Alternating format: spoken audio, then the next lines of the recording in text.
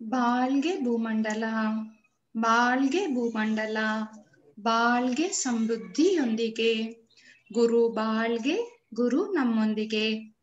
ಆತ್ಮೀಯ ಸ್ನೇಹಿತರೆ, ದೈವಿಕ ಮಹಾಶಕ್ತಿಯ ಅನುಗ್ರಹ ಹಾಗೂ ದೈವಿಕ ತಂದೆ ಗುರು ಯೋಗಿರಾಜ್ ವೇದಾದ್ರಿ ಮಹರ್ಷಿಯವರ ಆರೈಕೆ ಸದಾ ನಮ್ಮೊಂದಿಗೆ ಇರಲಿ ಎಂದು ಆಶಿಸುತ್ತಾ, ಗುರು ವೇದಾದ್ರಿ ಮಹರ್ಷಿಯವರನ್ನು ವಂದಿಸಿ ಈ ಸಂಜೆಯ ಆಧ್ಯಾತ್ಮಿಕ ಪ್ರವಚನವನ್ನು ಪ್ರಾರಂಭಿಸೋಣ.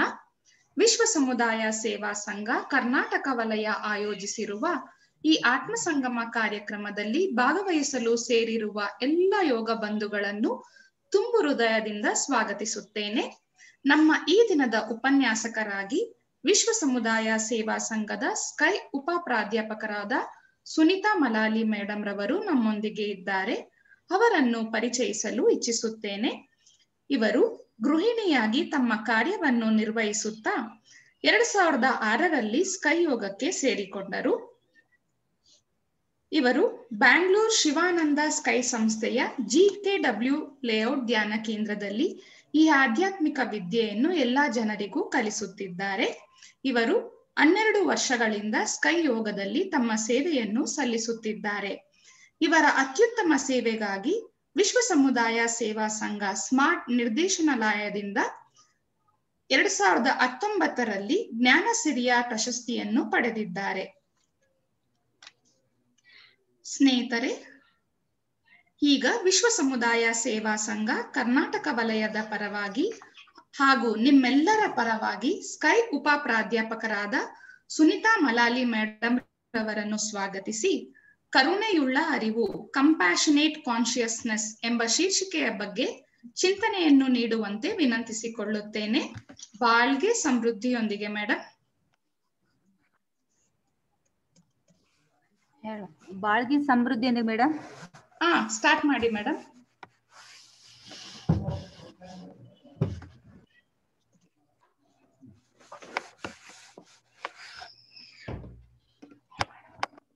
ಬಾಳ್ಗೆ ಭೂಮಂಡಲ, ಬಾಳ್ಗೆ ಭೂಮಂಡಲ, ಬಾಳ್ಗೆ ಸಮೃದ್ಧಿಯೊಂದಿಗೆ. ಗುರು ಬಾಳ್ಗೆ, ಗುರು ನಮ್ಮೊಂದಿಗೆ.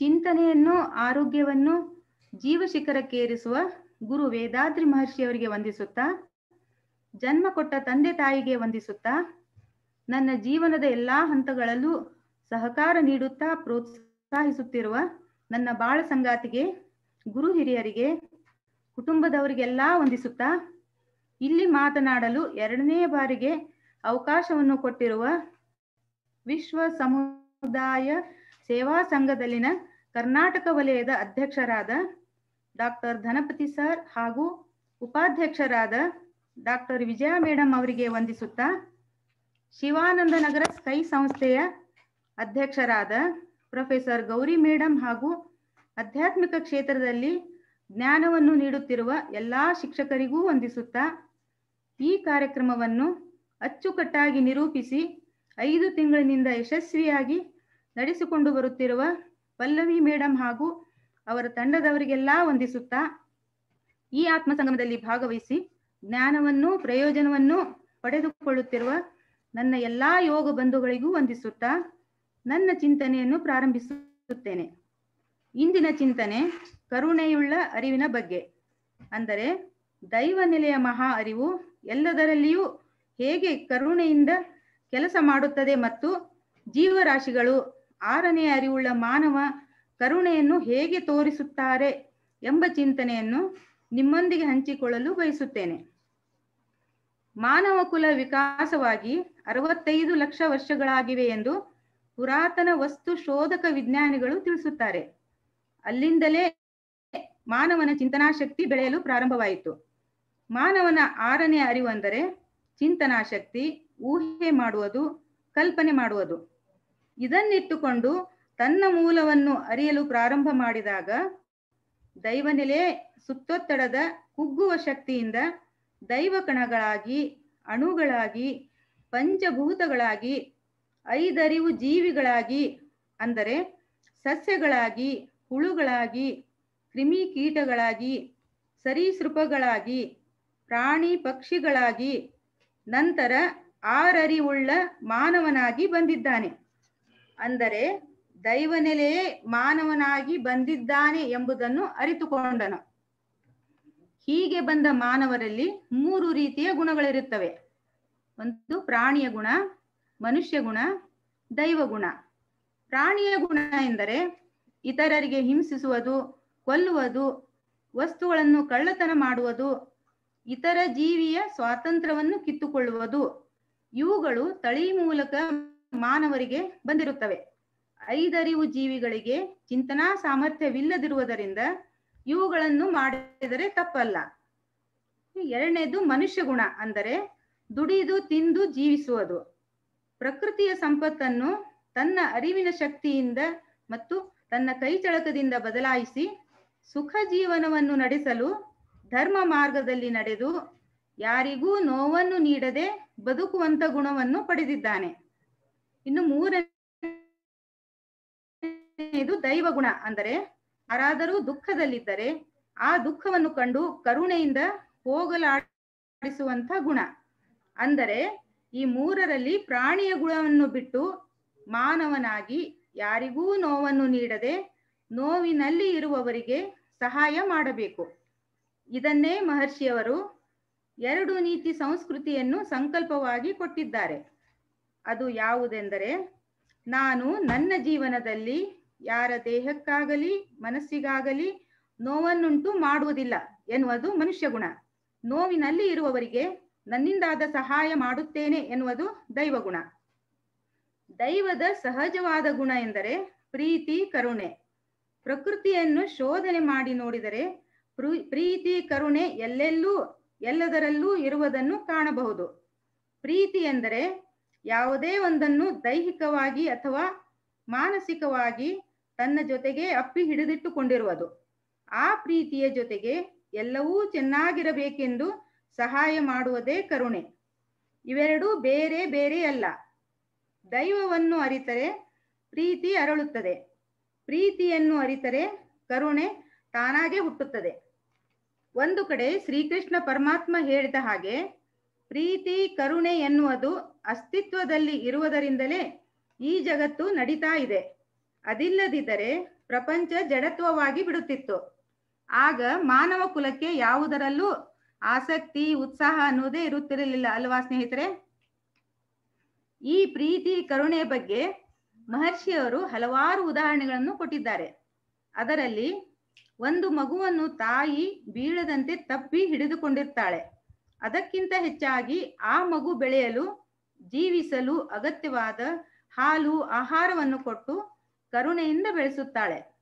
ಅದೇ ರೀತಿ ಮಾವಿನ ಮರದಲ್ಲಿರುವ ಒಂದು ಪೀಚನ್ನು ಕೆಳಗೆ ಬೀಳದಂತೆ ಒಂದು ತೊಟ್ಟು ಹಿಡಿದಿಟ್ಟುಕೊಂಡಿರುತ್ತೆ. ಆ ಪೀಚು ದೊಡ್ಡದಾಗುತ್ತಿದ್ದಂತೆ ಆ ತೊಟ್ಟು ದಪ್ಪವಾಗಿ ಅದನ್ನು ಹಿಡಿದುಕೊಂಡಿರುತ್ತಲ್ಲ, ಅದೇ ಪ್ರೀತಿ.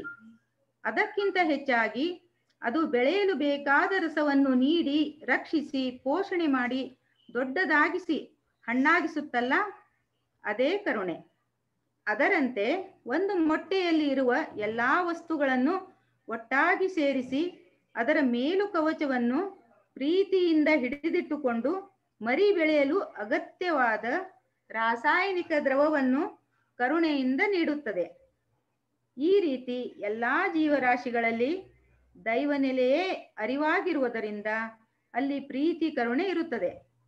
ಹಾಗಾದರೆ ಪ್ರಾಣಿಗಳು ಒಂದನ್ನೊಂದು ಕೊಂದು ತಿನ್ನುತ್ತವಲ್ಲ, ಅವುಗಳಿಗೆ ಪ್ರೀತಿ ಕರುಣೆ ಎಲ್ಲಿದೆ ಎಂದು ಕೇಳಬಹುದು. ಪ್ರಕೃತಿ ನಿಯಮದಂತೆ ಅವುಗಳಿಗೆ ತಾವೇ ಆಹಾರವನ್ನು ಉತ್ಪತ್ತಿ ಮಾಡಲು ಗೊತ್ತಿಲ್ಲ. ಆದ್ದರಿಂದ ಒಂದನ್ನೊಂದು ಕೊಂದು ತಿನ್ನುವುದು ಅಭ್ಯಾಸವಾಗಿದೆ. ಅದು ಅಪರಾಧವೂ ಅಲ್ಲ. ಅದರಲ್ಲೂ ಕೆಲವು ಜೀವಿಗಳು ತಾವು ಬೇರೊಂದು ಪ್ರಾಣಿಯನ್ನು ಕೊಂದು ತಿನ್ನುವಾಗ ತಮ್ಮ ಶಕ್ತಿಯನ್ನು ಅದರ ಮೇಲೆ ಹಾಯಿಸಿ ಪ್ರಜ್ಞೆ ತಪ್ಪಿಸಿ ಅವುಗಳಿಗೆ ನೋವು ಗೊತ್ತಾಗದಂತೆ ತಿನ್ನುತ್ತವೆ. ಉದಾಹರಣೆಗೆ, ಹಾವು ಕಪ್ಪೆಯನ್ನು ಹಿಡಿದು ತಿನ್ನುವ ಮೊದಲು ಬೆಳಿಗ್ಗೆ ಸೂರ್ಯನನ್ನು ನೋಡಿ ಕಾಂತ ಶಕ್ತಿಯನ್ನು ಹೆಚ್ಚಿಸಿಕೊಂಡು ಕಪ್ಪೆಯನ್ನು ಹಿಡಿದ ಕೂಡಲೇ ಕಾಂತ ಶಕ್ತಿಯಿಂದ ಪ್ರಜ್ಞೆ ತಪ್ಪುವಂತೆ ಮಾಡುತ್ತದೆ. ಕಪ್ಪೆ ಕೂಗುವುದು ಅದರ ನರಗಳ ಕ್ರಿಯೆಯೇ ಹೊರತು ಅದಕ್ಕೆ ನೋವೇ ಗೊತ್ತಾಗುವುದಿಲ್ಲ. ಇದೇ ರೀತಿ ಹಲ್ಲಿ ಹುಳುವನ್ನು ಹಿಡಿಯುವ ಮೊದಲು ಕಣ್ಣುಗಳಿಂದ ಕಾಂತ ಶಕ್ತಿ ಹಾಯಿಸಿ ಪ್ರಜ್ಞೆ ತಪ್ಪಿಸಿ ನೋವು ಕೊಡದೆ ತಿನ್ನುತ್ತದೆ. ಎಲ್ಲಕ್ಕಿಂತ ಹೆಚ್ಚಾಗಿ ದೈವನೆಲೆ ಪ್ರೀತಿ ಕರುಣೆಯಿಂದ ಹೇಗೆ ಕಾರ್ಯ ನಡೆಸುತ್ತದೆಂದರೆ, ತನ್ನನ್ನು ತಾನೇ ಸ್ವಯಂ ಕುಗ್ಗಿಸಿಕೊಂಡು ತನ್ನ ಶಕ್ತಿಯಿಂದ ಪ್ರಪಂಚದ ಎಲ್ಲಾ ವಸ್ತುಗಳನ್ನು, ಅಂದರೆ ಗ್ರಹಗಳು, ನಕ್ಷತ್ರಗಳು ಎಲ್ಲವನ್ನೂ ಆಕರ್ಷಕ ಶಕ್ತಿಯಿಂದ ಹಿಡಿದಿಟ್ಟುಕೊಂಡು ತನ್ನಲ್ಲೇ ತೇಲಿಸಿಕೊಂಡು ಪ್ರೀತಿಯಿಂದ ರಕ್ಷಿಸ್ತಾ ಇದೆ. ಅದೇ ಶಕ್ತಿಯಿಂದ ಎಲ್ಲವನ್ನೂ ಕ್ರಮ ತಪ್ಪದಂತೆ, ಅಂದರೆ ಒಂದಕ್ಕೊಂದು ಡಿಕ್ಕಿ ಹೊಡೆಯದಂತೆ ಕರುಣೆಯಿಂದ ಕೆಲಸ ಮಾಡುತ್ತಿರುವುದೇ ಆ ದೈವನೆಲೆಯ ಮಹಾ ಅರಿವು. ಆದರೆ ದೈವನೆಲೆಯ ಒಂದು ಅಂಶವಾಗಿರುವ 6ನೆಯ ಅರಿವನ್ನು ಪಡೆದಿರುವ ಮಾನವರಲ್ಲಿ ಎಷ್ಟೋ ಜನರು ಇಂದು ಕಟುಕರಾಗಿದ್ದಾರೆ. ಕರುಣೆ, ಕನಿಕರ ಎಲ್ಲವೂ ಅವರಿಂದ ಮಾಯವಾಗಿದೆ ಎನ್ನುವುದು ಅಷ್ಟೇ ಸತ್ಯ. ಅತಿ ಶ್ರೇಷ್ಠ ಎನಿಸಿಕೊಂಡ ಮಾನವ ಜೀವಿ ಕರುಣಾಮೂರ್ತಿ, ಸಹನಾಮಯಿ, ಸಂಘಜೀವಿ ಅಂತ ಎಲ್ಲಾ ಬಿರುದು ಪಡೆದರೂ ತನ್ನ ಎಲ್ಲಾ ಒಳ್ಳೆಯ ಗುಣಗಳನ್ನು ತೊರೆದು ರಾಕ್ಷಸ ಗುಣವನ್ನು ಹೊಂದಿದ್ದಾರೆ ಎನ್ನುವುದೇ ಕೆಟ್ಟ ವಿಚಾರ ಅಲ್ಲವಾ? ನಮ್ಮ ಧರ್ಮಗಳು ಪರಸ್ಪರ ಮಾನವರು ಮಾತ್ರವಲ್ಲ, ಇಡೀ ಪ್ರಕೃತಿಯನ್ನೇ ಪ್ರೀತಿಸುವುದಕ್ಕೆ ಮುಖ್ಯತ್ವವನ್ನು ನೀಡಿವೆ. ನಾವು ಬೆಳೆದ ಕೃಷಿಯನ್ನು ಮಾನವರು ಮಾತ್ರವಲ್ಲ, ಪಶು ಪಕ್ಷಿಗಳು ತಿಂದರೂ ದೇವರು ಪ್ರತಿಫಲ ನೀಡುತ್ತಾನೆ. ಅದಕ್ಕಾಗಿ ಪ್ರಕೃತಿಯನ್ನು ಪ್ರೀತಿಸಿ ಎಂದು ಎಲ್ಲಾ ಧರ್ಮಗಳು ಹೇಳುತ್ತವೆ. ವ್ಯಕ್ತಿಯೊಬ್ಬನಿಗೆ 3 ಸಂಬಂಧಗಳು ಅತ್ಯಂತ ಪವಿತ್ರವಾಗಿದ್ದು ಅವುಗಳೇ ಜಯಾಪಜಯಗಳನ್ನು ನಿರ್ಣಯಿಸುತ್ತವಂತೆ. ಅವು ಯಾವುದೆಂದರೆ, ತನ್ನ ಒಡನಾಡಿಗಳಾದ ಮಾನವರು, ಹಾಗೆ ತನ್ನನ್ನು ಸೃಷ್ಟಿಸಿದ ದೇವರು ಮತ್ತು ತನ್ನ ಸುತ್ತಮುತ್ತಲಿನ ಪ್ರಕೃತಿ. ಈ 3ರೊಂದಿಗಿನ ಸಂಬಂಧಗಳು ಅತ್ಯಂತ ಮುಖ್ಯ ಆಗಿರುವುದರಿಂದ ಇವುಗಳ ಜೊತೆಗಿನ ಸಂಬಂಧದಲ್ಲಿ ಚ್ಯುತಿ ಬರದಂತೆ ಮಾನವರು ಜಾಗೃತಿ ವಹಿಸಬೇಕಾಗುತ್ತದೆ. ಅದರಲ್ಲಿ ಏನಾದರೂ ಬೇಜವಾಬ್ದಾರಿ ತೋರಿಸಿದರೆ ಇಹಪರದಲ್ಲೂ ತೊಂದರೆ ಅನುಭವಿಸಬೇಕಾಗುತ್ತದೆ. ಅದಕ್ಕಾಗಿ ಎಲ್ಲರಿಗೂ ಸುಖವನ್ನು ಬಯಸುವುದೇ ದಯೆ ಎಂದ ಮೇಲೆ ಪರರ ದುಃಖವನ್ನು ಕಂಡು ಮರುಗಿ ನೆರವಿಗೆ ಧಾವಿಸುವುದೇ ಕರುಣೆ ಎಂದು ಬೇರೆ ಹೇಳಬೇಕಾಗಿಲ್ಲ ಅಲ್ಲವೇ ಸ್ನೇಹಿತರೆ? ಮಹಾಭಾರತದಲ್ಲಿ ಹೇಳುವಂತೆ ಎಲ್ಲಾ ತೀರ್ಥಕ್ಷೇತ್ರಗಳಲ್ಲಿ ಮುಳುಗಿ ಸ್ನಾನ ಮಾಡಿದರೆ ಪಾಪ ಕಳೆಯುತ್ತೆ ಅಂದುಕೊಳ್ಳುವುದಕ್ಕಿಂತ ಸಕಲ ಪ್ರಾಣಿಗಳಲ್ಲಿ ದಯೆಯನ್ನಿಡುವುದೇ ಶ್ರೇಷ್ಠ. ಪ್ರಾಣಿ ಪಕ್ಷಿಗಳಿಗೂ ಜೀವ ಜಂತುಗಳಿಗೂ ನೆಲ, ಜಲ, ಗಾಳಿ ಹಾಗೂ ಇಡೀ ಪ್ರಕೃತಿಯೊಂದಿಗೂ ಕರುಣೆಯನ್ನು ತೋರಿಸಬೇಕು. ಅದನ್ನು ಬಿಟ್ಟು ಪ್ರಾಣಿಗಳನ್ನು ಬೆಂಕಿಯಲ್ಲಿ ಸುಡುವುದು, ಉಸಿರುಗಟ್ಟಿಸುವುದು, ವಿನಾಕಾರಣ ಅವುಗಳನ್ನು ಪೀಡಿಸುವುದು, ಅವುಗಳ ಮೇಲೆ ಮಿತಿಮೀರಿದ ಭಾರ ಹೇರುವುದು, ಅನಗತ್ಯವಾಗಿ ಹೊಡೆಯುವುದು, ಶಾಪ ಹಾಕುವುದು, ಹಿಂಸಿಸಿ ಕೊಂದು ತಿನ್ನುವುದು, ಹಾಲು ಕುಡಿಯುವ ಕರುವನ್ನು ಹಸುವಿನಿಂದ ದೂರ ಮಾಡುವುದು, ಹಾಲು ನೀಡುವ ಹಸುವನ್ನು ಮಾಂಸಕ್ಕಾಗಿ ಕೊಯ್ಯುವುದು, ಈ ರೀತಿ ಮೂಕ ಪ್ರಾಣಿಗಳನ್ನು ಕರುಣೆಯಿಲ್ಲದೆ ಹಿಂಸಿಸುವುದನ್ನು ಯಾವ ಧರ್ಮಗಳೂ ಎಂದೂ ಸಹಿಸುವುದಿಲ್ಲ. ಇದನ್ನೇ ಬಸವಣ್ಣನವರು ದಯೆಯಿಲ್ಲದ ಧರ್ಮವು ಯಾವುದಯ್ಯ, ದಯವೇ ಬೇಕು ಸಕಲ ಪ್ರಾಣಿಗಳೆಲ್ಲರಲ್ಲಿಯೂ, ದಯೆಯೇ ಧರ್ಮದ ಮೂಲವಯ್ಯ, ಲಿಂಗದೇವಯ್ಯ ನಂತಲ್ಲದೊಲ್ಲನಯ್ಯ ಅಂತ ಹೇಳಿದ್ದು ಎಷ್ಟು ಸತ್ಯವಾಗಿದೆ ಅಲ್ವಾ? ಇಷ್ಟೆಲ್ಲಾ ಧರ್ಮ ಗ್ರಂಥಗಳು ಬೋಧಿಸಿದ್ದರೂ ಕೂಡ ಎಷ್ಟೋ ಮಾನವರು ಅದನ್ನೆಲ್ಲ ಮರೆತು ಪಶು ಪಕ್ಷಿಗಳಿಗೆ ಕರುಣೆ ತೋರಿಸುವುದಿರಲಿ, ಒಡ ಹುಟ್ಟಿದವರಿಗೆ, ಬಂಧು ಬಾಂಧವರಿಗೆ, ನೆರೆಹೊರೆಯವರಿಗೂ ಅಷ್ಟೇ ಏಕೆ ಹೆತ್ತ ತಂದೆ ತಾಯಿ ಹಾಗೂ ತನ್ನ ಮಕ್ಕಳಿಗೂ ಕರುಣೆ ತೋರಿಸುವ ಸೌಜನ್ಯವನ್ನು ಮರೆತಿದ್ದಾರೆ. ಕ್ಷುಲ್ಲಕ ಕಾರಣಕ್ಕಾಗಿ ಗುಂಪು ಗುಂಪಾಗಿ ಸೇರಿ ವ್ಯಕ್ತಿಯೊಬ್ಬನನ್ನು ಅಟ್ಟಾಡಿಸಿಕೊಂಡು ಹೋಗಿ ಆಯುಧಗಳಿಂದ ಹೊಡೆಯುವುದು, ಅಷ್ಟೇ ಅಲ್ಲ, ಆಸ್ತಿ ವಿಷಯಕ್ಕಾಗಿ ಹೆತ್ತ ಮಕ್ಕಳೆಲ್ಲ ಸೇರಿ ತಂದೆಯನ್ನೇ ಹೊಡೆದು ಕೊಂದು ಹಾಕಿದ್ದು, ಮುಗ್ಧ ಹೆಣ್ಣು ಮಕ್ಕಳ ಮೇಲೆ ಅತ್ಯಾಚಾರವೆಸಗಿ ಕೊಂದು ಹಾಕಿದ ದೃಶ್ಯಗಳು ಜಾಲತಾಣಗಳಲ್ಲಿ ಹರಿದಾಡುತ್ತಿರುವುದನ್ನು ನೋಡ್ತಾ ಇದ್ದರೆ ಎಲ್ಲಿ ಹೋಗಿದೆ ಎಂದು ಕರುಣೆ, ದಯೆ, ಮಾನವೀಯತೆ? ನಿಜವಾಗ್ಲೂ ಇವರು ಮನುಷ್ಯರೇನಾ? ಮಾನವ ಕುಲದಲ್ಲಿ ಜನಿಸಿದ್ದಾರೆಯೇ ಎಂಬ ಸಂಶಯ ಬರದೇ ಇರಲಾರದು ಅಲ್ವೇ? ತಾಯಿ ತಂದೆ ಕಣ್ಣಿಗೆ ಕಾಣುವ ಪ್ರತ್ಯಕ್ಷ ದೇವರು ಅಂತ ಹೇಳ್ತಾರೆ. ಅವರು ಕಷ್ಟಪಟ್ಟಾದರೂ ಮಕ್ಕಳನ್ನು ಪ್ರೀತಿಯಿಂದ ಕರುಣೆಯಿಂದ ಸಾಕಿರ್ತಾರೆ. ಅಂಥ ತಂದೆ ತಾಯಿಯರನ್ನೇ ಮಕ್ಕಳು ತಾವು ಕೇಳಿದ್ದನ್ನು, ಅಂದರೆ ಮೊಬೈಲು, ಸ್ಕೂಟರು ಮುಂತಾದವುಗಳನ್ನು ಕೊಡಿಸಲಿಲ್ಲವೆಂದರೆ ಅವರನ್ನೇ ಕೊಲ್ಲುವಷ್ಟು ಕ್ರೂರಿಗಳಾಗುತ್ತಿದ್ದಾರೆ. ಇಲ್ಲದಿದ್ದರೆ ಮನೆ ಬಿಟ್ಟು ಹೋಗುವುದು ಅಥವಾ ಆತ್ಮಹತ್ಯೆ ಮಾಡಿಕೊಳ್ಳುವಂತ ಮನಸ್ಥಿತಿಗೆ ಹೋಗಿಬಿಟ್ಟಿದ್ದಾರೆ. ಇದಕ್ಕೆಲ್ಲ ಏನು ಕಾರಣ ಅಂತ ನೋಡಿದರೆ ಸಮಾಜದಲ್ಲಿನ ರಾಜಕೀಯ ಮುಖಂಡರು, ಶ್ರೀಮಂತರು ಮುಖ್ಯ ಕಾರಣರಾಗುತ್ತಾರೆ. ಏಕೆಂದರೆ ಅವರು ತಮ್ಮ ಸ್ವಾರ್ಥಕ್ಕೋಸ್ಕರ ಯುವಕರಿಗೆ ಹಣದ ಆಸೆ ತೋರಿಸಿ ಅವರಿಂದ ಸಮಾಜಘಾತುಕ ಕೆಲಸಗಳನ್ನು ಮಾಡಿಸುತ್ತಿದ್ದಾರೆ. ಅದೂ ಅಲ್ಲದೆ ಇಂದಿನ ಯುವ ಜನಾಂಗ ಸುಖ ಜೀವನ ಎಂದುಕೊಂಡು ಕುಡಿತ, ಡ್ರಗ್ಸ್ ಎಂಬ ಕೆಟ್ಟ ಚಟವನ್ನು ಅಂಟಿಸಿಕೊಂಡು ತಾವು ಏನು ಮಾಡುತ್ತಿದ್ದೇವೆ ಎಂಬ ಅರಿವಿಲ್ಲದೆ ದೊಡ್ಡ ವ್ಯಕ್ತಿಗಳು ಹೇಳಿದಂತೆ ಸಮಾಜದ ಆಸ್ತಿ ಪಾಸ್ತಿಯನ್ನು ನಾಶಪಡಿಸುವುದು, ಕರುಣೆ ಇಲ್ಲದೆ ಕ್ರೂರಿಗಳಾಗಿ ಇತರರಿಗೆ ಹಿಂಸೆಯನ್ನು ಕೊಡುತ್ತಿದ್ದಾರೆ. ಮೊನ್ನೆ ಒಂದು ದೇಶದಲ್ಲಿ ಒಬ್ಬ ಮಹಿಳೆ ಡ್ರಗ್ಸ್ ತೆಗೆದುಕೊಂಡು ಕಾರಿನಲ್ಲಿ ಹೋಗುವಾಗ ರೂಲ್ಸ್ ಬ್ರೇಕ್ ಮಾಡಿದಳು ಅಂತ ಟ್ರಾಫಿಕ್ ಪೊಲೀಸ್ ತಡೆದರೆ ಆ ಮಹಿಳೆ ಪೊಲೀಸ್ಗೆ ಹೊಡೆದಿದ್ದಾಳಂದ್ರೆ ಅವಳ ಮನಸ್ಥಿತಿ ಯಾವ ರೀತಿ ಇದೆ ಎಂದು ಯೋಚಿಸಬೇಕಲ್ಲವಾ ಸ್ನೇಹಿತರೆ? ಇಂಥವರಲ್ಲಿ ಪ್ರೀತಿ, ಕರುಣೆ ಹೇಗೆ ಬರುತ್ತದೆ ಹೇಳಿ? ಇದನ್ನೆಲ್ಲ ಸಮಾಜ ಸುಧಾರಕರು, ಚಿಂತಕರೆಲ್ಲ ಸೇರಿ ಇಂಥ ಕೆಟ್ಟ ಪಿಡುಗಿನಿಂದ ಹೊರಬರಲು ಸಹಾಯ ಮಾಡಿ ಅವರನ್ನು ಸುಸಂಸ್ಕೃತರನ್ನಾಗಿಸುವ ಕರ್ತವ್ಯವನ್ನು ಪಾಲಿಸಬೇಕು. ಆಗಲೇ ಸಮಾಜದಲ್ಲಿ ದೈವ ಗುಣಗಳಾದ ಪ್ರೀತಿ, ಕರುಣೆ ಬರಲು ಸಾಧ್ಯವಾಗುತ್ತದೆ. ಆದ್ದರಿಂದ ಮಾನವನು ಇಂಥ ಕೆಟ್ಟ ಗುಣಗಳನ್ನು ಬಿಟ್ಟು ಆ ದೈವವು ತನ್ನ ಮಹಾ ಅರಿವಿನಿಂದ ಹೇಗೆ ಎಲ್ಲದರಲ್ಲೂ ಕರುಣೆಯಿಂದ ಕೆಲಸ ಮಾಡುತ್ತದೆಂಬುದನ್ನು ಖಂಡಿತ ಎಲ್ಲರೂ ಅರಿತುಕೊಳ್ಳಲೇಬೇಕಾಗಿದೆ. ಮಹರ್ಷಿಯವರು ತಿಳಿಸಿರುವ ಈ ಮಹಾ ಅರಿವಿನ ಕರುಣೆಯ ಬಗ್ಗೆ ಈಗ ಒಂದೊಂದಾಗಿ ನೋಡೋಣ. ಮೊದಲಿಗೆ ಆ ದೈವ ನೆಲೆಯ ಮಹಾ ಅರಿವು ಎಲ್ಲಾ ಜಡ ವಸ್ತುಗಳಲ್ಲೂ ರಚನೆ, ಗುಣ, ಕಾಲ ಎಂಬ ರೀತಿಯಲ್ಲಿ ಜೀವಿಗಳಲ್ಲಿ ಅರಿಯುವಿಕೆ, ಅನುಭವ, ವಿವೇಚನೆ ಎಂಬ ರೀತಿಯಲ್ಲಿ ಕಾರ್ಯನಿರ್ವಹಿಸುತ್ತದೆ. ಮಾನವನಲ್ಲಿ ಆರನೆಯ ಅರಿವಿನ ಮೂಲಕ ತನ್ನನ್ನು ತಾನು ಅರಿತು ದೈವವನ್ನೂ ಅರಿಯುವ ರೀತಿಯಲ್ಲಿ ಕೆಲಸ ಮಾಡುತ್ತದೆ. ಮಾನವನಲ್ಲಿ ಮನಸ್ಸು 10 ರೀತಿಯಲ್ಲಿ ಕೆಲಸ ಮಾಡುತ್ತದೆ. ಅದು ಯಾವ ರೀತಿ ಅಂದರೆ, ಮೊದಲು ತಿಳಿಯುವಿಕೆ, ಅಗತ್ಯ, ಪ್ರಯತ್ನ, ಕೆಲಸ, ಪರಿಣಾಮ, ಅನುಭವ, ಸಂಶೋಧನೆ, ಸ್ಪಷ್ಟತೆ, ತೀರ್ಮಾನ ಎಂಬ ರೀತಿಯಲ್ಲಿ ದೈವ ನೆಲೆಯ ಮಹಾ ಅರಿವೇ ವಿಸ್ತಾರವಾಗಿ ಕಾರ್ಯನಿರ್ವಹಿಸುತ್ತದೆ. ಹಾಗೆ ನಾವು ಆಹಾರ ಸೇವಿಸುತ್ತೇವಲ್ವಾ? ಆಹಾರ ಸೇವಿಸುವುದು ಮಾತ್ರ ನಮ್ಮ ಕೆಲಸ. ಅದನ್ನು ರಸ, ರಕ್ತ, ಮಾಂಸ, ಕೊಬ್ಬು, ಮೂಳೆ, ಮಜ್ಜೆ, ವೀರ್ಯಶಕ್ತಿ ಎಂಬ ಸಪ್ತ ಧಾತುಗಳನ್ನಾಗಿ ಪರಿವರ್ತಿಸುವುದು ಆ ದೈವ ನೆಲೆ ಎಂಬ ಮಹಾ ಅರಿವೇ ಅಲ್ಲವಾ?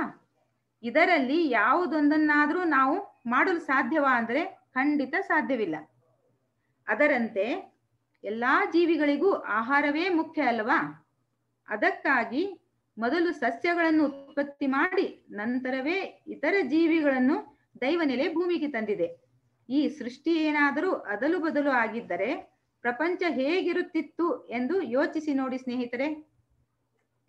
ಇನ್ನೂ ಹೇಳೋದಾದ್ರೆ, ಮಾನವನ ದೇಹ ರಚನೆ ಗಂಡು ಹೆಣ್ಣಿಗೆ ಒಂದೇ ರೀತಿಯದ್ದಾಗಿದ್ದರೂ ಈ ಪ್ರಪಂಚದಲ್ಲಿ ಸಂತತಿ ಮುಂದುವರಿಯಲು ಸ್ತ್ರೀಯರಲ್ಲಿ ವಿಶೇಷವಾದ ಗರ್ಭಕೋಶ ಎಂಬ ಅಂಗವಿದೆ. ಗರ್ಭದಲ್ಲಿ ಭ್ರೂಣ ಬೆಳೆಯುವ ವಿಧಾನವನ್ನು ದೈವ ನೆಲೆಯ ಮಹಾ ಅರಿವು ಕ್ರಮಬದ್ಧತೆಯಿಂದ ಹೇಗೆ ನಡೆಸುತ್ತದೆಂದರೆ, ಗರ್ಭಕೋಶದಲ್ಲಿ ವೀರ್ಯಮಿಲನವಾಗಿ ಮೊದಲ ತಿಂಗಳು ಅಂಕಿ ಒಂದರಂತೆ ಒಂದು ಕಂಬವಾಗಿ, 2ನೇ ತಿಂಗಳಲ್ಲಿ ತಲೆ, 3ನೇ ತಿಂಗಳಲ್ಲಿ ಕಾಲುಗಳು, ಕೈಗಳು, 4ನೇ ತಿಂಗಳಲ್ಲಿ ಮೂಗು, ಮುಖ, ಇತರ ಅಂಗಗಳು, 5ನೇ ತಿಂಗಳಲ್ಲಿ ಕಿವಿ, ನಾಲಿಗೆ, ಕಣ್ಣುಗಳು, 6ನೇ ತಿಂಗಳಲ್ಲಿ ಉಗುರುಗಳು, 7ನೇ ತಿಂಗಳಲ್ಲಿ ನರಗಳು, ಮೂಳೆಗಳು, ಹೃದಯ, ಶ್ವಾಸಕೋಶ, 8ನೇ ತಿಂಗಳಲ್ಲಿ ಪಿಂಡದ ಬೆಳವಣಿಗೆ ಪೂರ್ಣವಾಗುತ್ತದೆ. 9ನೇ ತಿಂಗಳಲ್ಲಿ ತಾಯಿಗೆ ತೊಂದರೆ ಆಗದಂತೆ ಮಗು ಹೊರಬರಲು ತಲೆಯನ್ನು ಕೆಳಗೆ ತಿರುಗಿಸುತ್ತದೆ. 10ನೇ ತಿಂಗಳಲ್ಲಿ ಮಗು ಮತ್ತು ಗರ್ಭಕೋಶ ಬೇರೆ ಬೇರೆ ಆಗುತ್ತದೆ. ಇಂಥ ಸೂಕ್ಷ್ಮವಾದ ಅದ್ಭುತವಾದ ರಚನೆಯನ್ನು ಮಾಡಿದ್ದು ಆ ದೈವ ನೆಲೆಯ ಮಹಾ ಅರಿವೇ ಅಲ್ಲವಾ? ಅದೂ ಅಲ್ಲದೆ ಗರ್ಭ ಧರಿಸಿದ ತಾಯಿ ಹೊರಗೆ ಓಡಾಡುವಾಗ ಗರ್ಭದಲ್ಲಿರುವ ಪಿಂಡಕ್ಕೆ ತೊಂದರೆಯಾಗದಂತೆ ಒಂದು ದ್ರವ ಚೀಲ ಉಂಟಾಗಿ ಅದರೊಳಗೆ ಶಿಶು ತೇಲುವಂತೆ ಮಾಡಿದ್ದು ದೈವ ನೆಲೆಯ ಅರಿವಿನ ಕರುಣೆ ತಾನೆ. ಇನ್ನು ಸಮುದ್ರದಲ್ಲಿರುವ ಜಲಚರಗಳನ್ನು ಕರುಣೆಯಿಂದ ರಕ್ಷಿಸುವ ವಿಧಾನವನ್ನು ನೋಡಿದಾಗ ನಮಗೆ ಆಶ್ಚರ್ಯ ಉಂಟಾಗುತ್ತದೆ. ಹೇಗೆ ಅಂದರೆ, ಸಮುದ್ರದ ನೀರಿನ ಶಾಖ 100 ಡಿಗ್ರಿ ಸೆಲ್ಸಿಯಸ್ ಇದ್ದಾಗ ನೀರು ಆವಿಯಾಗುತ್ತದೆ. 0 ಡಿಗ್ರಿ ಸೆಲ್ಸಿಯಸ್ ಇದ್ದಾಗ ಮಂಜಿನ ಗಡ್ಡೆ ಆಗುತ್ತದೆ. ಆದರೆ ದೈವನೆಲೆ 0 ಡಿಗ್ರಿ ಸೆಲ್ಸಿಯಸ್ ಆಗದೆ 4 ಡಿಗ್ರಿ ಸೆಲ್ಸಿಯಸ್ ವರೆಗೆ ಇರುವಂತೆ ಮಾಡುತ್ತದೆ. ಆಗ ಮಂಜುಗಡ್ಡೆ ನೀರಿನ ಮೇಲೆ ಹಗುರವಾಗಿ ತೇಲುತ್ತದೆ. ಮೇಲೆ ಮಂಜುಗಡ್ಡೆ, ಕೆಳಗೆ ನೀರು ಇರುವುದರಿಂದ ಸಮುದ್ರದ ಜಲಚರಗಳು ಜೀವಿಸುವಂತೆ ಮಾಡುತ್ತದೆ. ಅದು ಇಲ್ಲದಿದ್ದರೆ ಅವುಗಳ ಗತಿ ಏನಾಗುತ್ತಿತ್ತು ಅಲ್ವಾ? ದೇಹದಲ್ಲೇನಾದರೂ ಗಾಯವಾದಾಗ ಆ ಜಾಗದಲ್ಲಿರುವ ರಕ್ತನಾಳಗಳು ಒಡೆದು ಹೆಚ್ಚು ರಕ್ತ ಸೋರಿ ಹೋದರೆ ಮರಣ ಉಂಟಾಗುತ್ತದೆ.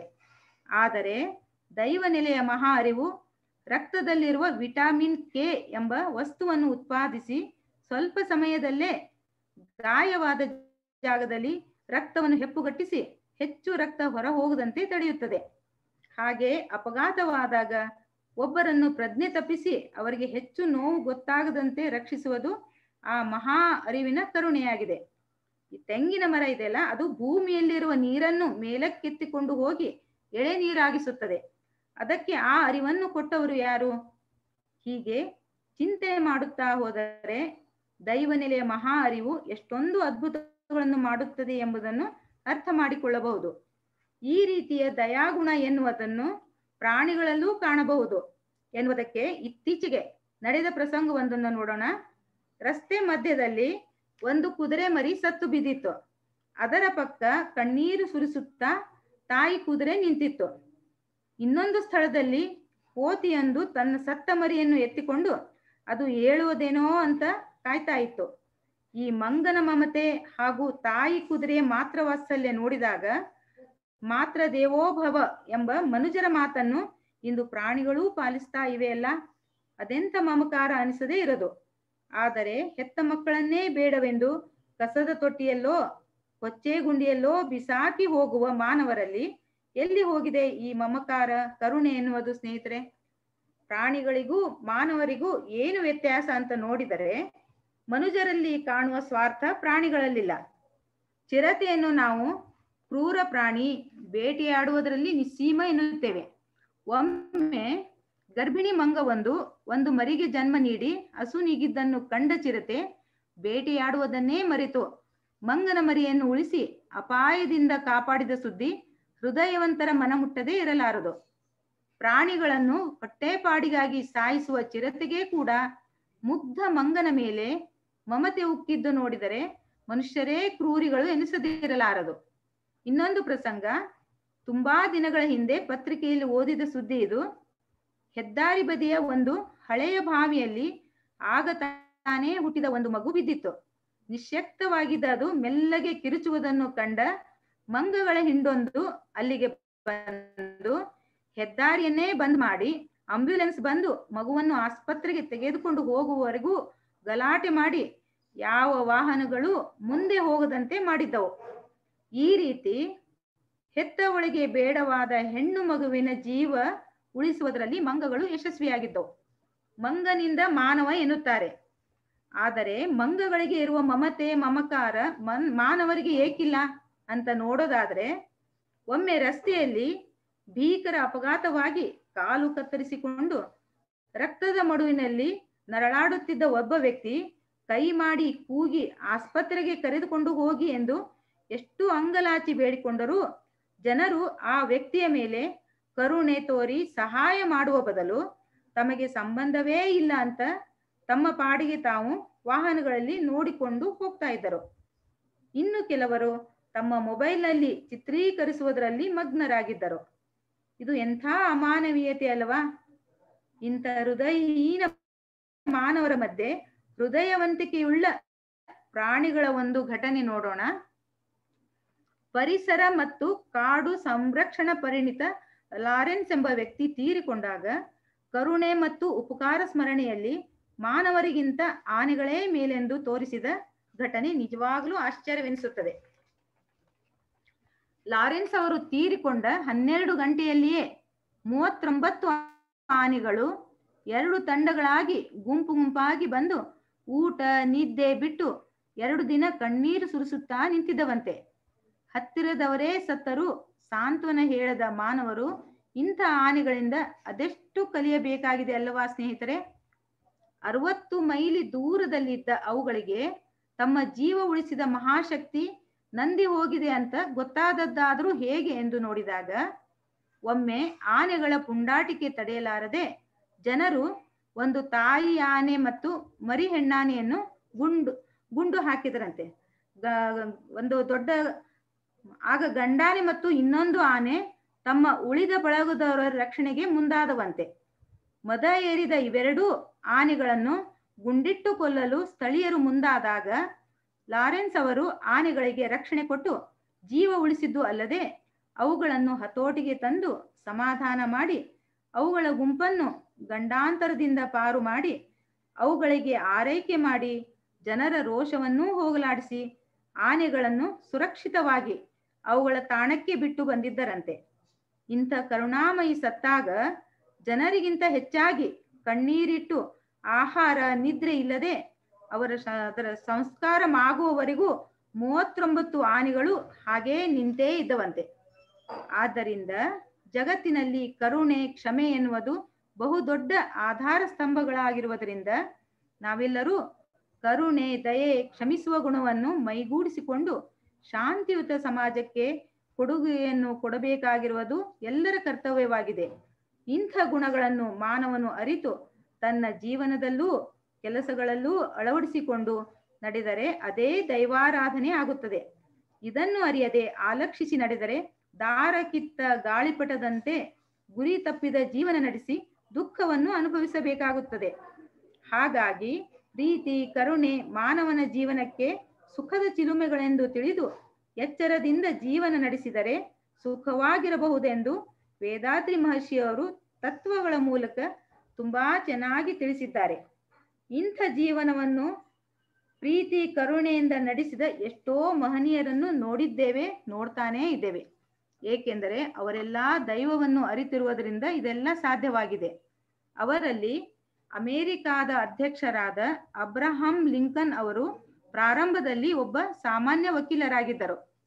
ಒಂದು ದಿನ ಅವರು ಕೋರ್ಟಿಗೆ ಕುದುರೆ ಮೇಲೆ ಪಕ್ಕದ ಊರಿಗೆ ಹೊರಟಿದ್ದರು. ಅಷ್ಟರಲ್ಲಿ ಕೆಸರು ತುಂಬಿದ ಒಂದು ಹೊಂಡದಲ್ಲಿ ಹಂದಿಯೊಂದು ತೇಲುತ್ತಾ ಮುಳುಗುತ್ತಾ ಜೀವ ಉಳಿಸಿಕೊಳ್ಳಲು ಕಿರಿಚುತ್ತಿತ್ತಂತೆ. ಇದನ್ನು ನೋಡಿದ ಲಿಂಕನ್ ಅವರ ಮನಸ್ಸು ಕರಗಿ ಅದನ್ನು ಹೇಗಾದರೂ ಮಾಡಿ ರಕ್ಷಿಸಬೇಕೆಂದು ಕೋರ್ಟಿಗೆ ತಡವಾದರೂ ಪರವಾಗಿಲ್ಲ ಎಂದು ನಿರ್ಧರಿಸಿ ತನ್ನ ಸ್ನೇಹಿತನನ್ನು ಕೋರ್ಟಿಗೆ ಕಳಿಸಿ ಇಬ್ಬರು ರೈತರ ಸಹಾಯದಿಂದ 2 ಬಿದಿರಿನ ಕೊಂಬು ತಂದು ಹಂದಿಯನ್ನು ರಕ್ಷಿಸಿದಾಗ ಆ ಹಂದಿ ಸಂತೋಷದಿಂದ ಓಡಿ ಹೋಯಿತಂತೆ. ನಂತರ ಲಿಂಕನ್ ಅವರು ತಮ್ಮ ಕೊಳೆಯಾಗಿದ್ದ ಬಟ್ಟೆಯನ್ನು ಸ್ವಲ್ಪ ಸ್ವಲ್ಪ ತೊಳೆದುಕೊಂಡು ಕೋರ್ಟಿಗೆ ಹೋದಾಗ ಅಲ್ಲಿದ್ದವರು ಒಂದು ಹಂದಿಗೋಸ್ಕರ ಇಷ್ಟೊಂದು ಕಷ್ಟ ಪಡಬೇಕಿತ್ತ ಅಂತ ನಕ್ಕರಂತೆ. ಆದರೆ ಲಿಂಕನ್ ರವರಿಗೆ ತಾವು ಮಾಡಿದ್ದು ಸರಿ ಎಂಬ ನೆಮ್ಮದಿ ಇತ್ತು. ಒಂದು ಪ್ರಾಣಿಯ ಮೇಲೆ ಇಷ್ಟು ದಯೆ ತೋರಿಸಿದ ಲಿಂಕನ್ ರವರು ಮನುಷ್ಯರ ಬಳಿ ಎಷ್ಟು ಕಾಳಜಿ ತೋರಿಸಿರಬಹುದಲ್ಲವೇ ಸ್ನೇಹಿತರೆ? ಇದರಿಂದ ಏನು ತಿಳಿದುಕೊಳ್ಳಬಹುದೆಂದರೆ ಮಾನವರಿಗೆ ಕನಿಕರ ಇದ್ದರಷ್ಟೇ ಸಾಲದು, ಸಹಾಯ ಮಾಡುವ ಗುಣವೂ ಇರಬೇಕು. ಹಾಗೆ ಕರುಣೆ ಕುರಿತಾದ ಇನ್ನೊಂದು ಕತೆ. ಒಂದು ಸಲ ಗೌತಮರು ಕಾಡಿನಲ್ಲಿ ತಪಸ್ಸು ಮಾಡ್ತಾ ಇರುವಾಗ ಬಿಸಿಲಿನಿಂದ ಆಯಾಸವಾಗಿ ಪ್ರಜ್ಞೆ ತಪ್ಪಿ ಬಿದ್ದರಂತೆ. ಇದನ್ನು ನೋಡಿದ ಒಬ್ಬ ಹುಡುಗನಿಗೆ ಕನಿಕರ ಉಂಟಾಯ್ತಂತೆ. ಆದರೆ ಶೂದ್ರನಾದ ತಾನು ಸನ್ಯಾಸಿಯನ್ನು ಮುಟ್ಟಿ ಉಪಚರಿಸುವ ಹಾಗಿಲ್ಲ ಎಂದುಕೊಂಡು ಅವನು ಆಡಿನ ಮೊಲೆಯಿಂದ ನೇರವಾಗಿ ಗೌತಮರ ಬಾಯಿಗೆ ಹಾಲನ್ನು ಹಿಂಡಿದಂತೆ.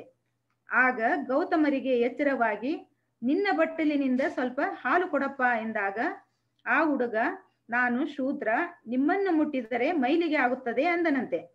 ಇದನ್ನು ಕೇಳಿ ಗೌತಮರಿಗೆ ದುಃಖವಾಗಿ ನೋಡಪ್ಪ, ನಾವೆಲ್ಲರೂ ಅಣ್ಣ ತಮ್ಮಂದಿರೇ, ನಮ್ಮಿಬ್ಬರ ಮೈಯಲ್ಲಿ ಹರಿಯುವ ರಕ್ತದ ಬಣ್ಣ ಒಂದೇ, ಇಬ್ಬರ ಕಣ್ಣಲ್ಲಿ ಹರಿಯುವ ನೀರು ಉಪ್ಪಾಗಿದೆ. ದಯೆ ಇರುವವನು ಒಳ್ಳೆಯ ಕೆಲಸ ಮಾಡುವವನು ಬ್ರಾಹ್ಮಣ, ಅದಿಲ್ಲದವನು ಕೆಟ್ಟ ಕೆಲಸ ಮಾಡುವವನು ಶೂದ್ರ, ತಿಳಿತಾ? ಮೈಲಿಗೆ ಬಗ್ಗೆ ಮಾತನಾಡದೆ ನಿನ್ನ ಬಟ್ಟಲಿನಿಂದ ಹಾಲು ಕೊಡು ಎಂದು ಕೇಳಿ ಕುಡಿದರಂತೆ. ಇಂಥ ಪ್ರೀತಿ ಕರುಣೆ ಮಾಯವಾಗುತ್ತಿರುವ ಇಂದಿನ ದಿನಗಳಲ್ಲಿ ಅದರ ಬಗೆಗಿನ ಮಹತ್ವವನ್ನು ತಿಳಿಸಿ ಪ್ರಚಾರಪಡಿಸಿ ಜಾಗೃತಿ ಮೂಡಿಸಬೇಕಾದದ್ದು ಅಗತ್ಯವಾಗಿದೆ. ಯೇಸು ಕ್ರಿಸ್ತರೂ ಕೂಡ ಜಗತ್ತಿನಲ್ಲಿ ಯಾವುದೇ ದೇಶದವರಾಗಲಿ ಯಾವುದೇ ಭಾಷೆಯವರಾಗಲಿ ಭೇದ ಭಾವ ಮಾಡದೆ ಕರುಣೆಯನ್ನು ತೋರಿಸಬೇಕು. ಯಾರು ತೋರಿಸಲಿ ಬಿಡಲಿ ನಾವೇ ತೋರಿಸಬೇಕು ಎಂದು ಒಮ್ಮೆ ಬೋಧನೆ ಮಾಡುವಾಗ ಹೇಳಿದರಂತೆ. ಇವರಂತೆ ಮಹಾತ್ಮ ಗಾಂಧೀಜಿಯವರು ಪ್ರೀತಿಯು, ಸೇವೆಯು, ಕರುಣೆಯು ಮಹದಾನಂದಕ್ಕೆ ಮಾರ್ಗಗಳು ಎಂಬುದನ್ನು ಅನುಭವಪೂರ್ವಕವಾಗಿ ತಿಳಿದುಕೊಂಡಿದ್ದರು. ತಮ್ಮನ್ನು ಕೊಲ್ಲಲು ಪ್ರಯತ್ನಿಸಿದವರ ಜೊತೆಯಲ್ಲೂ ಕರುಣೆಯನ್ನು ತೋರಿಸಿದವರು. ಹಾಗೆ ಮದರ್ ಥೆರೇಸಾ ಅವರು ಪರಿಶುದ್ಧವಾದ ಪ್ರೀತಿ ಕರುಣೆಯಿಂದ ಬಡವರಿಗೆ, ರೋಗಿಗಳಿಗೆ, ನಿರಾಶ್ರಿತರಿಗೆ, ವಯಸ್ಸಾದವರಿಗೆ ಸೇವೆಯನ್ನು ಮಾಡಿದರು. ಇದನ್ನು ಭಗವಂತನಿಗೆ ಮಾಡುವ ಕೃಪಾ ಸೇವೆ ಎಂದು ಅರಿತಿದ್ದರು. ಇನ್ನು 19ನೇ ಶತಮಾನದಲ್ಲಿ ದೈವಜ್ಞಾನವನ್ನು ಪಡೆದು ಜೀವಿಸಿದ್ದ ರಾಮಲಿಂಗ ವಳ್ಳಲಾರವರು ಅಂತರಂಗದ ತುಂಬ ಕರುಣೆಯನ್ನು ತುಂಬಿಸಿಕೊಂಡವರು. ಅವರು ಕರುಣಿಸಿದ ಮಹಾಕೃಪಾ ಜ್ಯೋತಿ ಪ್ರತ್ಯೇಕ ಬೃಹತ್ ಕರುಣೆ ಎನ್ನುವ ಮಹಾಮಂತ್ರದೊಳಗೆ ಜ್ಯೋತಿ ರೂಪದಲ್ಲಿರುವ ಕೃಪಾವಂತನನ್ನು ಕರುಣೆಯ ಮಾರ್ಗದಲ್ಲಿ ಸಾಗಿ ಅವನನ್ನು ಹೊಂದಿರಿ ಎನ್ನುವುದು ಅಡಗಿದೆ. ಅವರಲ್ಲಿರುವ ಕರುಣೆ ಎಂಥದ್ದೆಂದರೆ ತನಗೆ ದುಃಖವನ್ನು ಕೊಡುವವರಿಗೂ ಕೂಡ ಅವರು ಚೆನ್ನಾಗಿ ಬದುಕಿ ದೈವ ಕೃಪೆಯನ್ನು ಪಡೆದು ಅಭಿವೃದ್ಧಿ ಹೊಂದಲಿ ಎಂದು ಭಗವಂತನನ್ನು ಪ್ರಾರ್ಥಿಸುತ್ತಿದ್ದರು. ಈಗ ಸದ್ಯಕ್ಕೆ ನೋಡೋದಾದ್ರೆ ಇನ್ಫೋಸಿಸ್ನ ಸಂಸ್ಥಾಪಕರಾದ ನಾರಾಯಣ ಮೂರ್ತಿ ಹಾಗೂ ಸುಧಾಮೂರ್ತಿಯವರು ಜನರ ಕಷ್ಟಕ್ಕೆ ಹೇಗೆ ಸ್ಪಂದಿಸುತ್ತಾರೆಂದು ಎಲ್ಲರಿಗೂ ಗೊತ್ತು. ಸುಧಾಮೂರ್ತಿಯವರನ್ನು ಕರುಣಾಮೂರ್ತಿ ಎಂದರೆ ತಪ್ಪಾಗಲಾರದು. ಏಕೆಂದರೆ ಈಗ ಕರೋನಾ ಸಮಯದಲ್ಲಿ ಪ್ರವಾಹ ಬಂದಾಗ ಮತ್ತು ಯಾರಿಗೆ ಯಾವುದೇ ಕಷ್ಟಗಳು, ಸಮಸ್ಯೆಗಳು ಬಂದರೂ ಕರುಣೆಯಿಂದ ಸಹಾಯ ಮಾಡುವುದರಲ್ಲಿ ಯಾವಾಗಲೂ ಮುಂದಿರುತ್ತಾರೆ. ಕೋಟ್ಯಾಧಿಪತಿಯಾಗಿದ್ದರೂ ಕೂಡ ಸರಳ ಜೀವನ ನಡೆಸುತ್ತಿದ್ದಾರೆ. ಯಾವ ಪ್ರಚಾರವನ್ನು ಬಯಸುವುದಿಲ್ಲ.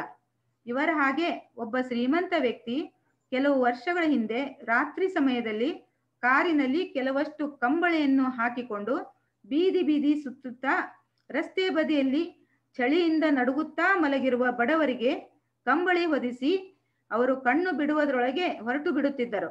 ಈ ರೀತಿ ಎಲೆಮರೆಯ ಕಾಯಿಯಂತೆ ಸಹಾಯ ಮಾಡುವ ಇಂಥ ಮಹಾ ವ್ಯಕ್ತಿಗಳದೇ ಅಲ್ಲವಾ ನಿಜವಾದ ಕರುಣೆ.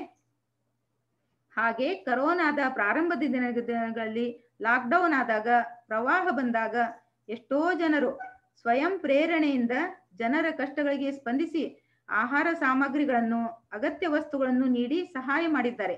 ಇನ್ನೂ ಕೆಲವರು ವಾರಿಯರ್ಸ್ ಆಗಿ ಬಿಸಿಲಿನಲ್ಲಿ ಕೆಲಸ ಮಾಡುತ್ತಿರುವ ಪೊಲೀಸರಿಗೆ ಮಜ್ಜಿಗೆ, ಜ್ಯೂಸ್, ಕಾಫಿ, ಟೀಯನ್ನು ಕೊಟ್ಟಿದ್ದಾರೆ. ಇದನ್ನೆಲ್ಲ ನೋಡಿದರೆ ಮಾನವೀಯತೆ, ಕರುಣೆ ಎನ್ನುವುದು ಇನ್ನೂ ಎಷ್ಟೋ ಮಾನವರಲ್ಲಿ ಇದೆ ಎನ್ನುವುದು ಅರ್ಥವಾಗುತ್ತದೆ ಅಲ್ವಾ. ಇನ್ನು ಕೊನೆಯದಾಗಿ ನಮ್ಮ ಗುರುಗಳಾದ ವೇದಾದ್ರಿ ಮಹರ್ಷಿಯವರು ತಾವು ಪಡೆದಂತ ದೈವಜ್ಞಾನವನ್ನು, ಅನುಭವವನ್ನು ಯಾವುದೇ ಭೇದ ಭಾವವಿಲ್ಲದೆ ಪ್ರೀತಿ ಕರುಣೆಯಿಂದ ಎಲ್ಲರಿಗೂ ಹಂಚಿದ್ದಾರೆ. ಅದನ್ನು ಪಡೆಯುವ ಮಾರ್ಗವನ್ನು ನಮ್ಮ ಅರಿವಿನ ಮೂಲಕ ತಿಳಿದುಕೊಳ್ಳಲು ಹಂತ ಹಂತವಾಗಿ ತಿಳಿಸಿಕೊಟ್ಟಿದ್ದಾರೆ. ಅದನ್ನು ನಾವು ಪಡೆದುಕೊಂಡು ನಮ್ಮ ಜೀವನದಲ್ಲಿ ಅಳವಡಿಸಿಕೊಳ್ಳಬೇಕಾಗಿರುವುದು ನಮ್ಮ ಕರ್ತವ್ಯ ಅಲ್ಲವಾ ಸ್ನೇಹಿತರೆ. ಮಹರ್ಷಿಯವರ ತತ್ವಗಳಲ್ಲಿ ಒಂದಾದ ದೈವ ನೆಲೆಯು ಮಹಾ ಅರಿವಿನಿಂದ ಕರುಣೆಯಾಗಿ ಕಾರ್ಯ ನಡೆಸುವ ರೀತಿಯನ್ನು ಆ ದೈವವೇ ಮಾನವರಲ್ಲಿ ಚಿಕ್ಕ ಅರಿವಾಗಿದ್ದುಕೊಂಡು ಎಲ್ಲರೂ ದೈವದ ಅಂಶವೇ ಎಂಬುದನ್ನು ಅರಿತು ಎಲ್ಲರನ್ನೂ ಪ್ರೀತಿ ಕರುಣೆಯಿಂದ ಯಾರಿಗೂ ನೋವನ್ನು ನೀಡದೆ ಹೇಗೆ ಬಾಳಬೇಕು ಎಂಬುದನ್ನು ತಿಳಿಸಿಕೊಟ್ಟ ವೇದಾದ್ರಿ ಮಹರ್ಷಿಯವರಿಗೆ ಎಷ್ಟು ಕೃತಜ್ಞತೆ ಸಲ್ಲಿಸಿದರೂ ಸಾಲದು. ಹಾಗೆ ಈ ಆತ್ಮ ಸಂಗಮದಲ್ಲಿ ಮಾತನಾಡಲು ಅವಕಾಶವನ್ನು ಕೊಟ್ಟಂತ ಡಾಕ್ಟರ್ ಧನಪತಿ ಸರ್ ಹಾಗೂ ಡಾಕ್ಟರ್ ವಿಜಯ ಮೇಡಮ್ ಅವರಿಗೆ ಕೃತಜ್ಞತೆಯನ್ನು ಸಲ್ಲಿಸುತ್ತಾ, ಪ್ರೊಫೆಸರ್ ಗೌರಿ ಮೇಡಮ್ ಹಾಗೂ ಉಳಿದ ಶಿಕ್ಷಕರಿಗೆ, ಕುಟುಂಬದವರಿಗೆ, ನಿರೂಪಕರಿಗೆ ಕೃತಜ್ಞತೆಯನ್ನು ಸಲ್ಲಿಸುತ್ತೇನೆ. ಇಷ್ಟೊತ್ತಿನವರೆಗೂ ಗುರುಗಳು ತಿಳಿಸಿದ ಚಿಂತನೆಯನ್ನು ನನ್ನ ಅರಿವಿನ ಮಟ್ಟಕ್ಕೆ ತಿಳಿಸಿದ್ದೇನೆ.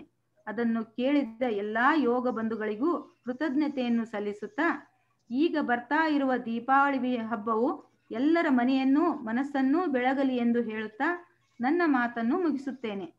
ದೈವಿಕ ಮಹಾಶಕ್ತಿಯ ಕರುಣೆಯಿಂದ ದೇಹ ಆರೋಗ್ಯ, ದೀರ್ಘ ಆಯಸ್ಸು, ಸಾಕಷ್ಟು ಐಶ್ವರ್ಯ, ಉನ್ನತ ಕೀರ್ತಿ, ಸತ್ಯಜ್ಞಾನವನ್ನು ಪಡೆದು ಎಲ್ಲರಿಗೂ ಪ್ರೀತಿ ಕರುಣೆಯನ್ನು ಹಂಚುತ್ತಾ ಉನ್ನತವಾಗಿ ಬಾಳೋಣ. ಬಾಳ್ಗೆ ಸಮೃದ್ಧಿಯೊಂದಿಗೆ. ಬಾಳ್ಗೆ ಸಮೃದ್ಧಿಯೊಂದಿಗೆ madam. Thank you very much madam. ಬಾಳ್ಗೆ ಸಮೃದ್ಧಿ. ಈ ದಿನದ ಆಧ್ಯಾತ್ಮಿಕ ಚಿಂತನೆಯನ್ನು ನಡೆಸಿಕೊಟ್ಟ ಸ್ಕೈ ಉಪ ಪ್ರಾಧ್ಯಾಪಕರಿಗೆ ಧನ್ಯವಾದಗಳು. ಸ್ನೇಹಿತರೆ, ಈಗ ಪ್ರಶ್ನೋತ್ತರ ಸಮಯ. ಯಾರಿಗಾದ್ರೂ ಇವತ್ತಿನ ವಿಷಯದ ಬಗ್ಗೆ ಪ್ರಶ್ನೆಗಳು ಕೇಳೋದಿದ್ರೆ ರೇಸ್ ಆನ್ ಬಟನ್ ಕ್ಲಿಕ್ ಮಾಡಿ ಪ್ರಶ್ನೆಗಳನ್ನ ಕೇಳಿ. ನೀವು ಪ್ರಶ್ನೆಗಳನ್ನ ಕೇಳಕ್ಕೆ ಮುಂಚೆ ಒಂದು ಪ್ರಮುಖವಾದ ಸೂಚನೆ ಸ್ನೇಹಿತರೆ. ವಿಶ್ವ ಸಮುದಾಯ ಸೇವಾ ಸಂಘ ವಿಷನ್ ಆಳಿಯಾರ್ ಆಯೋಜಿಸಿರುವ ಸ್ಕೈ ಯೋಗ ಆನ್ಲೈನ್ ಕೋರ್ಸ್ ಪ್ರಾಥಮಿಕ ತರಗತಿಗಳು ಈಗಾಗಲೇ ಆರಂಭವಾಗಿದೆ. ಈ ಕೊರೋನಾ ಸಾಂಕ್ರಾಮಿಕ ಅವಧಿಯಲ್ಲಿ ನಮ್ಮ ಮನೋಶಕ್ತಿಯನ್ನು ಹಾಗೂ ರೋಗ ನಿರೋಧಕ ಶಕ್ತಿಯನ್ನು ಹೆಚ್ಚಿಸಿಕೊಳ್ಳಲು ಸ್ಕೈ ಯೋಗದ ಪ್ರಾಥಮಿಕ ತರಗತಿಗಳನ್ನು ಆನ್ಲೈನ್ ನಲ್ಲಿ ಕಲಿಯಲು ಇದು ಒಂದು ಅತ್ಯುತ್ತಮ ಅವಕಾಶ ಸ್ನೇಹಿತರೆ. ಆನ್ಲೈನ್ ಪ್ರಾಥಮಿಕ ತರಗತಿಗಳು 4ನೇ ಬ್ಯಾಚ್ ನವೆಂಬರ್ 16ರಿಂದ ಆರಂಭವಾಗಲಿದೆ. ಇದರಲ್ಲಿ ಕಾಯಕಲ್ಪ, ಧ್ಯಾನ, ದೇಹಾಭ್ಯಾಸಗಳು ಮತ್ತು ಆಸನಗಳು ಹೇಳಿಕೊಡಲಾಗಿದೆ ಸ್ನೇಹಿತರೆ. ಆದ್ದರಿಂದ ಕನ್ನಡದಲ್ಲಿ ಸ್ಕೈ ಯೋಗ ಅಭ್ಯಾಸಗಳನ್ನು ಕಲಿಯಲು ಇಚ್ಛಿಸುತ್ತಿರುವ ನಿಮ್ಮ ಎಲ್ಲ ಸ್ನೇಹಿತರು, ಸಂಬಂಧಿಕರು ಮತ್ತು ನೆರೆಹೊರೆಯವರನ್ನು ಪ್ರೋತ್ಸಾಹಿಸಬೇಕಾಗಿ ವಿಶ್ವ ಸಮುದಾಯ ಸೇವಾ ಸಂಘ ಕರ್ನಾಟಕ ವಲಯದ ಪರವಾಗಿ ವಿನಂತಿಸಿಕೊಳ್ಳುತ್ತೇವೆ. ಈ ಪ್ರಾಥಮಿಕ ತರಗತಿಗಳನ್ನು ಕಲಿಯಲು ಆಸಕ್ತಿ ಉಳ್ಳವರು kundaliniyoga.edu.in ಎಂಬ ವೆಬ್ಸೈಟ್ಗೆ ಭೇಟಿ ನೀಡಿ ನೋಂದಾಯಿಸಿಕೊಳ್ಳಬೇಕಾಗಿ ವಿನಂತಿ ಸ್ನೇಹಿತರೆ. ಬಾಳ್ಗೆ ಸಮೃದ್ಧಿಯೊಂದಿಗೆ. ಈಗ ಪ್ರಶ್ನೆಗಳೊಂದಿಗೆ ಮುಂದುವರಿಯೋಣ. ಮೊದಲಿಗೆ ಮಹಾದೇವಮ್ಮ ಮೇಡಮ್ ಅನ್ಮ್ಯೂಟ್ ಮಾಡಿಕೊಂಡು ಮಾತಾಡಿ.